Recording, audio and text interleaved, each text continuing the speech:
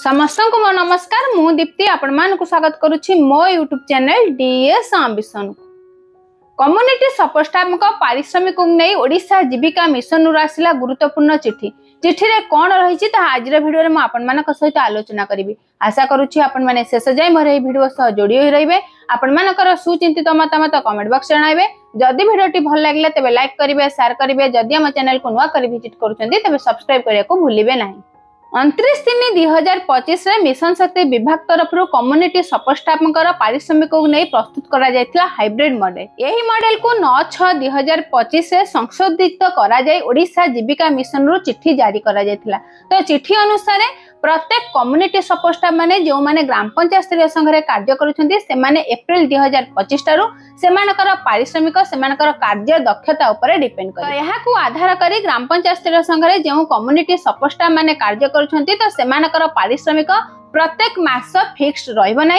यहा सहित समस्तकर दरमा मध्ये केबे हेले समान रहइबो नै। सेमानकर पारिश्रमिक सेमानकर कार्य दक्षता को बेस करी निया जीवो।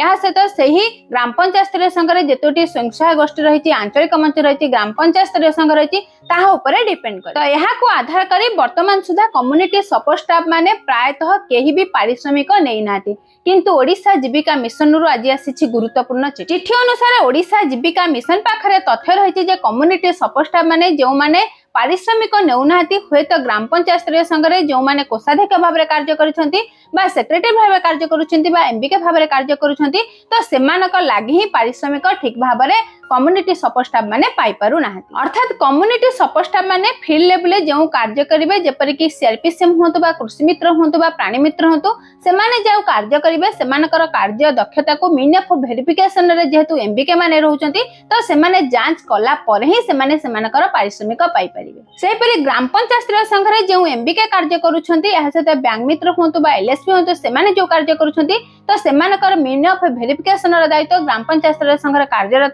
कोषाध्यक्ष ऊपर न्यस्त करा जाय। सेमाने वेरिफिकेशन कला परे ग्राम पंचायत स्तरीय संघ रे जे सेक्रेटरी रहिचंती तो तांको द्वारा अप्रूव करा जिवो। यहा परे जाय कम्युनिटी सपोर्ट स्टाफ माने सेमानकर पारिश्रमिक पाई परिबे। किंतु किछि स्थान रे देखा जाउछि तो ग्राम पंचायत स्तरीय संघ रे जो माने कोषाध्यक्ष भाबे कार्य करूछंती बा संपादिका भाबे कार्य करूछंती बा एमबीके भाबे कार्य करूछंती हुए तो कम्युनिटी सपोर्ट स्टाफ मकर सेमाने जो कार्य करूछंती ताहा को सेमाने मीन ऑफ वेरिफिकेशन करू नाहति, सेमाने को सेमानकर पारिश्रमिक देउ नाहति। एथि लागि ओडिशा जीविका मिशन रु चिट्ठी जारी करा जायछि। तो चिट्ठी अनुसार वर्तमान समस्त कम्युनिटी सपोर्ट स्टाफ मानकर सेमाने जो कार्य एप्रिल 2025 टारु करिसंती तो सेमानकर समस्त कार्य को सही ब्लॉक रे कार्यरत बीपीएम होंतु बा बीपीसी होंतु बा बीपीएम आईसी होंतु सेमानक द्वारा जांच करा जिवो आ वीडियो को सेमाने लिखित आकार रे देबे जहा द्वारा कि वीडियो को द्वारा सेमाने सेमानकर पारिश्रमिक डायरेक्ट पाई परिबे। जेहेतु वर्तमान रोटेशन प्रोसेस चली तो ग्राम पंचायत स्तरीय संघ रे जहा भी अकाउंट वर्तमान व्यवहृत होउची तो समस्त अकाउंट को निश्चित भाबे सही